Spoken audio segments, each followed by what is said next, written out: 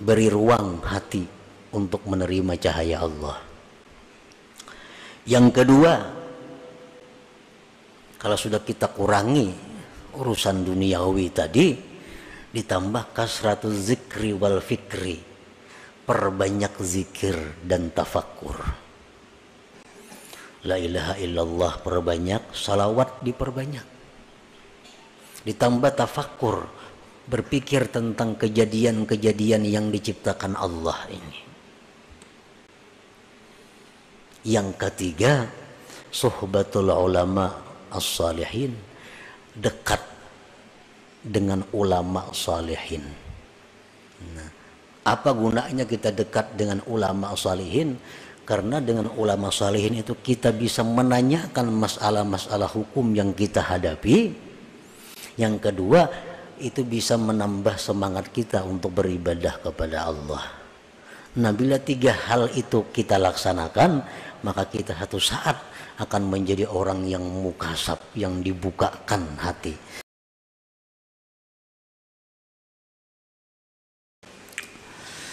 Bermula alam semesta, seluruhnya itu gelap gulita, dan hanya saja menerangi akan alam semesta itu oleh nampaknya Allah pada alam itu. Maka barang siapa yang melihat alam semesta ini dan dia tidak memandang kepada Allah pada itu alam, atau di sisi alam, atau sebelum alam, atau sesudah itu alam, maka sungguh luput akan dia adanya cahaya-cahaya, dan terdinding daripadanya matahari ma'rifat dengan makhluk yang diumpamakan seperti awan. Para muhibbin rahimakumullah, maka itulah arti atau terjemah daripada hikmah yang ke-14 daripada hikam ini. Adapun tafsirnya atau penjelasannya, bermacam-macam para ulama pendahulu kita yang menerangkan lebih luas tentang pengertian daripada hikmah yang ke-14 tadi. Al-kaunu kulluhu zulmah wa inna ma'anarahu zuhurul haqqi fihi. Kaun itu artinya alam semesta. Alam itu masih wallah, sesuatu yang selain Allah disebut alam.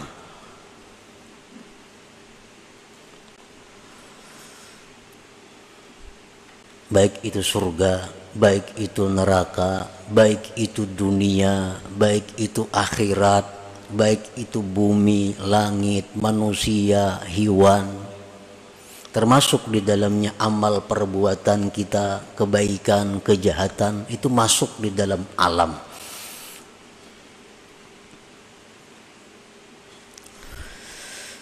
Maka seluruhnya alam tadi zulmah, gelap.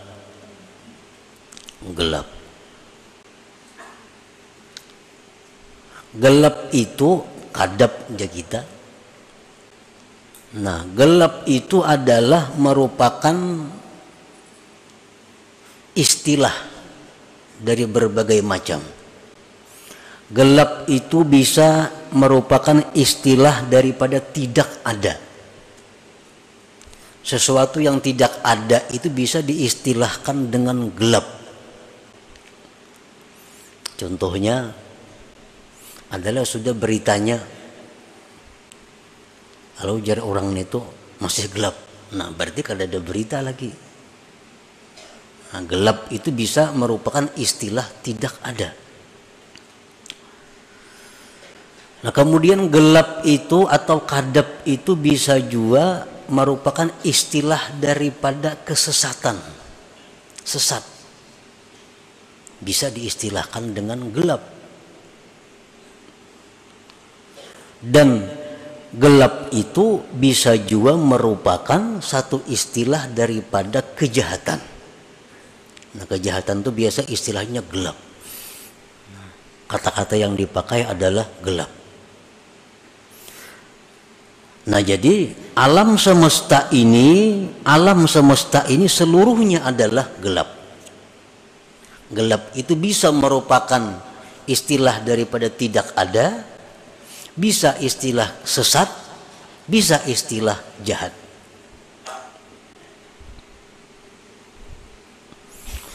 Wa innama anarahu zuhurul haqqi fihi, dan hanya saja menerangi akan alam semesta ini oleh tampaknya Tuhan pada alam itu. Terang ini pun istilah dari beberapa macam. Bisa sesuatu yang ada itu diistilahkan dengan terang. Adakah sudah kabarnya nih?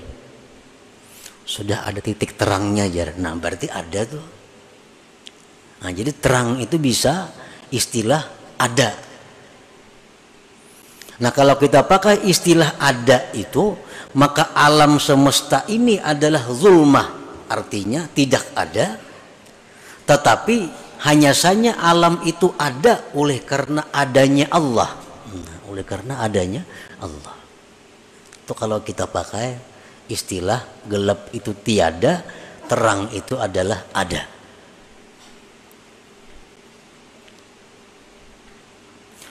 Terang itu bisa juga merupakan satu istilah daripada petunjuk. Petunjuk itu bisa disebut cahaya, terang. Cahaya iman, ya kan? Nah, kalau kita ambil itu, maka pengertiannya adalah bahwa alam semesta itu adalah sesat. Zulmah, gelap artinya sesat. Hanya saja Allah Ta'ala lah yang menunjukkan akan alam itu. Nah, kalau itu terang kita artii dengan petunjuk. Dan terang itu bisa juga artinya kebaikan, kebajikan. Sesuatu yang baik itu bisa disebut dengan cahaya, terang. Nah, kalau itu kita ambil, maka artinya adalah alam semesta itu seluruhnya adalah jahat. Seluruhnya jahat.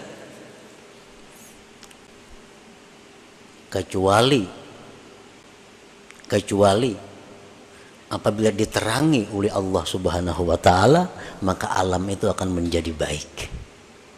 Nah, para muhibbin rahimakumullah.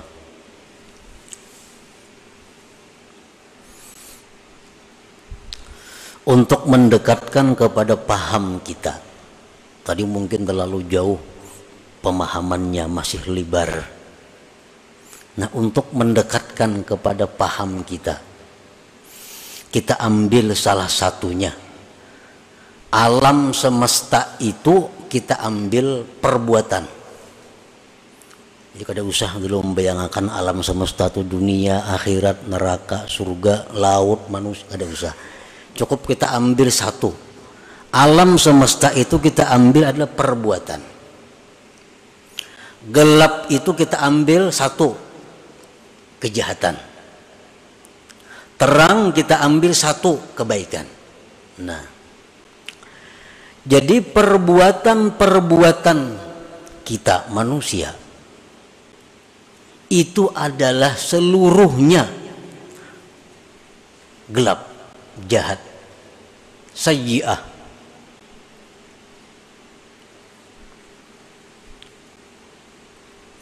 Hanya saja perbuatan-perbuatan manusia itu menjadi baik apabila dalam perbuatan itu dimusyahadahkan atau disertakan Allah Subhanahu wa taala. Nah, itu.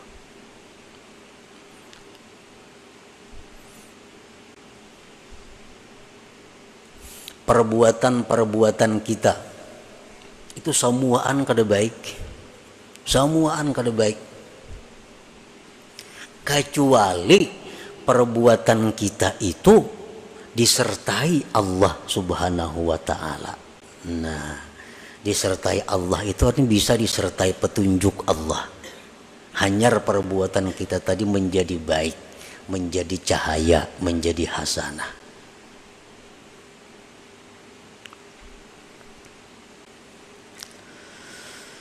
Para muhibbin rahimakumullah, bagaimana caranya kita menyertakan Allah dalam setiap perbuatan manusia?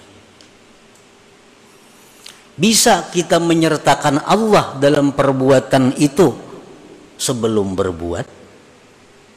Sebelum berbuat kita sudah ingat kepada Allah bahwa kita kada punya daya upaya, kada punya kemampuan. Ini adalah daya upaya dari Allah. Nah, sebelum berbuat.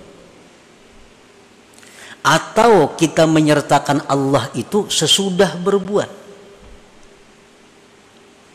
Sesudah kita berbuat, lalu kita menyadari bahwa perbuatan itu adalah merupakan perbuatan Allah Subhanahu wa taala pada hakikatnya. Atau waktu sedang berbuat. Nah, terserah kita mana yang kita ambil yang nyaman. Pokoknya segala perbuatan kita itu supaya ada Allahnya. Sebab bila kada ada Allahnya, maka seluruh perbuatan kita itu zulmah, gelap, artinya adalah jahat.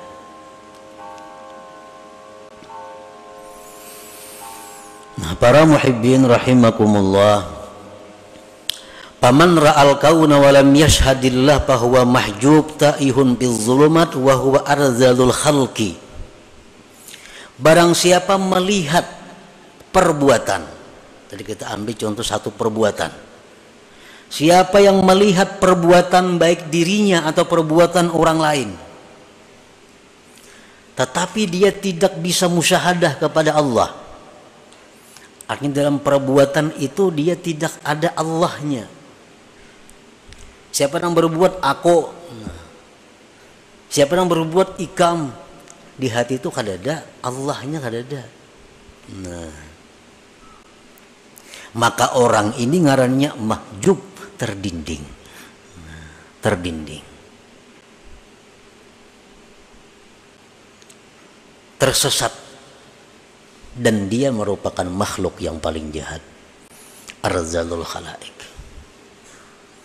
Bila kita tuh mengakui bahwa yang berbuat ini adalah aku, sampai ke hati-hati kita aku, nah itu sesat, terdinding. Yang berbuat itu adalah Fulan bin Fulan, sampai ke hati-hati kita mengatakan itu Fulan yang berbuat, tanpa sedikit pun kita ingat kepada perbuatan Allah. Sesat kita, sesat. Kenapa dia terdinding itu? Sebabnya lintibahi zahiri suwaril akwan suwaril kauni fi qalbi, karena tertancapnya zahir gambar ini perbuatan di dalam hatinya. Nah, dalam hatinya sudah becap, sehingga terdinding daripada mengingat bahwa perbuatan itu adalah perbuatan Allah Subhanahu wa taala pada hakikatnya. Kan kita sudah mengitikadkan bahwa la haula wala quwata illa billah.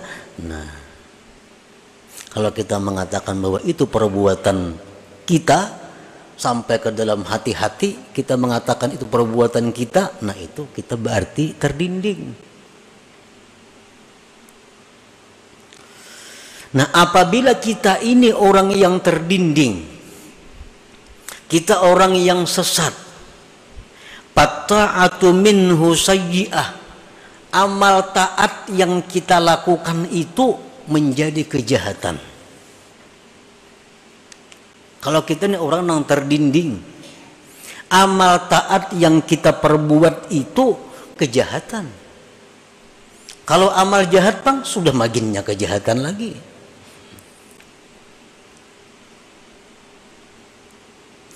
Orang yang di dalam hatinya tuh kada ada ingat lawan Allah, mengingat hanya Fulan bin Fulan, aku, si Anu, si B, kada ada lalu dari Allahnya. Nah, orang ini kalau berbuat taat, maka taatnya itu jahat. Kenapa taatnya itu jahat? Li'annaha la takhlu an ujubin wariya'in wasti'zaz, karena taatnya itu kada sunyi daripada ujub, daripada riya, daripada merasa mulia. Itu sebabnya. Kenapa? Karena inya kada ingat lawan Allah. Nah sembahyang tu aku semuaan, kada ingat bahwa sembahyang tu kawa karena hidayah Allah, karena taufik Allah, karena petunjuk Allah. Kada ingat lagi aku sembahyang itu. Ujub ngarannya. Ini sembahyang mengharapkan balasan orang lain, mengharapkan pujian orang lain, riya ngarannya. Ini sembahyang alunya merasa lebih baik pada manusia lainnya, nya merasa lebih mulia daripada orang lainnya, isti'zaz ngarannya. Nah ibadah itu bila macam ini halnya, ibadah itu berubah menjadi kejahatan. Nah jadi kalau kita ini golongan-golongan orang yang mahjub, ibadah apapun yang kita lakukan bukan pahala yang kita dapat, tapi sayyi'ah, kejahatan. Sebab kita mahjub, kita terdinding daripada Allah.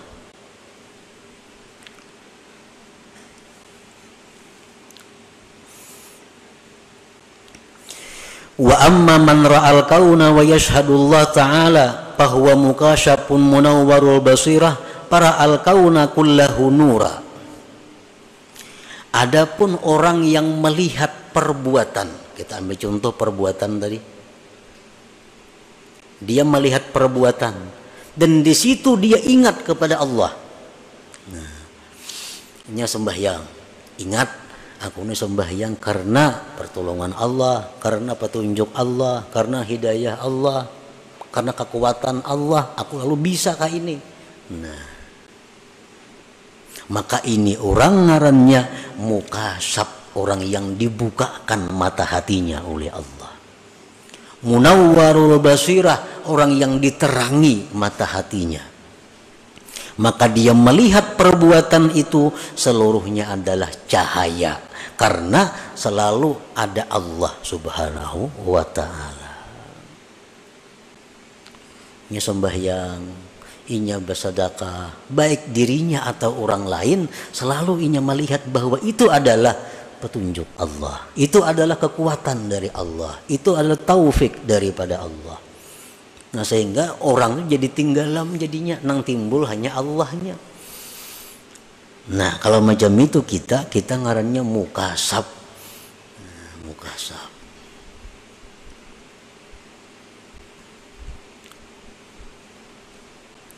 Munawwar, nang diterangi mata hatinya. Baik perbuatan itu kebaikan atau perbuatan itu berupa kejahatan, kita selalu ingat bahwa di situ Allah. Kawalah orang berbuat kejahatan, makanya dikehendaki Allah kada kawa. Nah jadi setiap kali apa yang kita lihat dari perbuatan itu, selalu ingat kita kepada Allah. Ada orang datang menyari-nyari lawan kita, bahwa ada orang datang mencela lawan kita, ada orang datang memuji kepada kita, ada orang datang menyanjung kepada kita. Nang kita lihat itu adalah samuan itu adalah dari Allah. Nah, jadi amun kita gembira, kita kada gembira lawan orang itu. Amun kita sarik, kita kada sarik lawan orang itu, karena orang itu kada daya upaya. Kita mengatakan orang itu sarik, ini sariknya dari Allah. Allah memberinya kekuatan, memberinya kemampuan sehingga inya sarik lawan aku. Pada hakikatnya berarti Allah nang menegur aku, Allah nang sarik lawan aku. Nah ini macam ini hanya orang nang mukasyaf, orang nang dibuka mata hatinya. Kada mau ada dendam, kada mau ada dengki. Kenapa? Karena inya mata hatinya terbuka. Nang mau dendam tuh orang nang lupa lawan Allah. Ada orang sarik lawan inya tuh maksudnya sarik lawan inya. Kada ingat ini tuh kawa sarik karena Allah, kada kawa ingat. Nah, pal maksiyatu minhu hasanah, maka kejahatan maksiat dari orang yang mukasyaf ini itu kebaikan. Apalagi kebaikan. Orang nih nang mukasyaf nih, nang hatinya diterangi oleh cahaya Allah. sehingga dia selalu ingat kepada Allah bila melihat perbuatan-perbuatan. Andai kata inya melakukan maksiat, maksiat itu jadi pahala. Nah, maksiat itu jadi kebaikan. Apalagi inya berbuat taat maginnya lagi. Maksiatnya pun jadi kebaikan. Nah, lalawanannya ya nang tadi al-mahjub tadi. Nah, orang nang terdinding ini inya berbuat dosa, sudah nyata dosa. Berbuat kebaikan jadi dosa juga. Kalau orang nang mukasab berbuat baik sudah nyata pahala, berbuat dosa pun inya dapat pahala. Kenapa berbuat dosa inya dapat pahala? Nah, kenapa inya berbuat dosa dapat pahala? Satu alasannya, orang yang terbuka mata hati itu bila berbuat dosa, li'atirafihi bi'ajzihi wa zullih, karena dia mengakui bahwa dirinya itu lemah. Dia mengakui dirinya itu adalah hina. Dia mengakui bahwa dia sangat berhajat kepada perlindungan dari Allah agar bisa terhindar dari maksiat. Buktinya kalau aku kata ditolong Allah, ini jatuh pada maksiat. Berarti aku sangat perlu pertolongan Allah agar terhindar dari maksiat. Nah, wa taubatihi minha, dan tobatnya dia daripada maksiat itu. Jadi orang-orang yang mukasapin ini, mereka kalau berbuat dosa, nah, mereka tersadarkan, oh ternyata aku nih hina. Buktinya aku mau melakukan dosa. Buktinya aku ini berarti rendah di sisi Allah. Berarti aku ini jatuh di sisi Allah. Nah, perasaan-perasaan seperti itu adalah ibadah. Lalu dia tobat daripada dosa.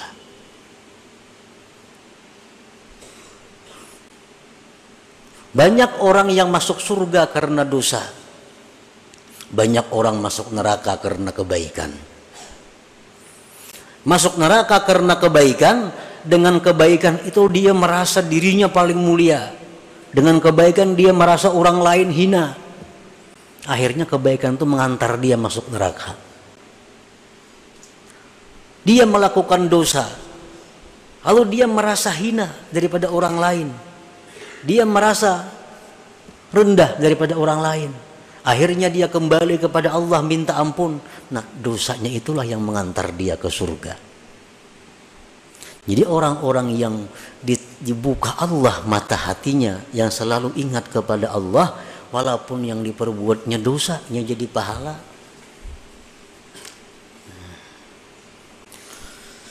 Qala ba'dul ulama, berkata sebagian ulama, idza taba minadz dzunub saratiz dzunubul madiyah kulluha hasanat.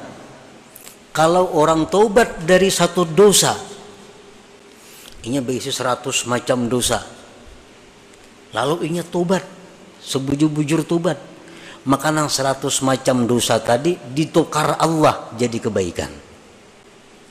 100 kebaikan jadinya. Nah, itulah yang dimaksud dengan firman Allah Ta'ala, faulaika yubaddilullah sayyiatihim hasanat wa kana Allah ghafurur rahimah. Mereka itulah yang Allah gantikan dosa-dosa mereka itu kebaikan. Orang ini macam-macam dosa, pokoknya ribuan dosa nang digawinya. Satu harinya tobat, sebenar-benar tobat. Nang 1000 dosa itu berubah menjadi 1000 kebaikan. Nah, jadi orang-orang yang munawwarul qalbi, orang-orang yang selalu ingat kepada Allah, walaupun dia berbuat dosa, maka dosa mereka itu menjadi kebaikan bagi mereka karena hal-hal yang tersebut tadi. Nah, para muhibbin rahimakumullah, jadi itu merupakan salah satu daripada pemahaman daripada hikmah yang ke-14 ini. Nah, kemudian yang perlu kita ambil adalah bagaimana caranya agar kita bisa masuk menjadi orang yang mukasab ini. Jangan jadi orang nang mahjub nih. Karena kalau kita masuk orang yang terdinding ini, ibadah apapun yang kita lakukan kada ada faedahnya. Kenapa? Karena disertai ujub, disertai riya, disertai merasa mulia, disertai yang kada baik, kada baik. Jadi mesti kita jangan berada dalam golongan itu. Kita mesti masuk dalam orang-orang yang mukasab, yang munawwar, yang diberi cahaya. Para ulama suluk mengatakan ada 3 hal untuk bisa kita mendapatkan kasbillah, keterbukaan hati dari Allah itu. 3 hal ini, 1 pemantang, 2 ubat nang digawi, yang ketiga lingkungan. Nah, pertama az-zuhdu fid dunya. Hendak masuk dalam golongan orang-orang nang tadi nang kedua nih, nang diberi cahaya hatinya tuh, hendak masuk ke situ, syaratnya pertama dahulu mengurangi urusan-urusan duniawi.